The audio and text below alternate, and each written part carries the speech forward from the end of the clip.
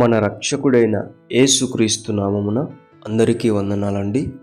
ఈరోజు దేవుని మాటలు కీర్తనల గ్రంథము 1వ అధ్యాయం 3వ వచనం. అతడు నీటి కాలువల యోరను నాటబడినదై ఆకు వాడక తన కాలమందు ఫలమిచ్చు చెట్టు వలె నుండును.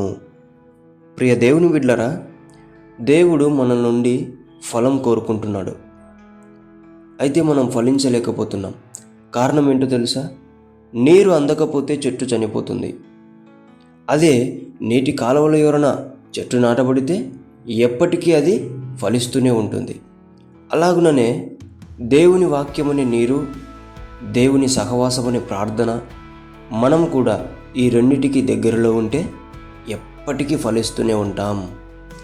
ఎప్పటికైతే దేవుని సహవాసం అనే ప్రార్థన ఉండదో, వాక్యమనే నీరు ఎప్పుడైతే మనకు దొరకదో అప్పుడు ఖచ్చితంగా వాడిపోతాం. దేవుని బిడ్డలారా, మనం నిరంతరము కూడా వాక్యమనే నీరు దగ్గర, దేవుని సహవాసం అనే ప్రార్థన దగ్గర పెరిగితే దేవుడు అనుకున్నది నీ ద్వారా దేవుడు చేయిస్తాడు. గొప్ప పనిముట్టుగా, గొప్ప ఆయుధముగా దేవుడు నిన్ను వాడుకుంటాడు.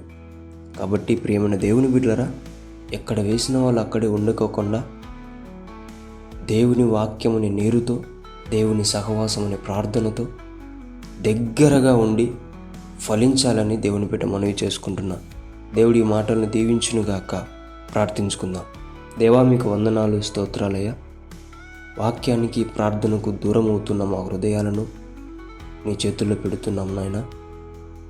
నీవే మమ్మల్ని బలపరిచి వాక్యానికి, ప్రార్థనకు మమ్మల్ని దగ్గర చేసి ఫలించే బిడ్డలుగా, నీకు ఉపయోగపడే బిడ్డలుగా మమ్మల్ని తయారు చేయమని యేసు నామములో ప్రార్థిస్తున్నాం తండ్రి.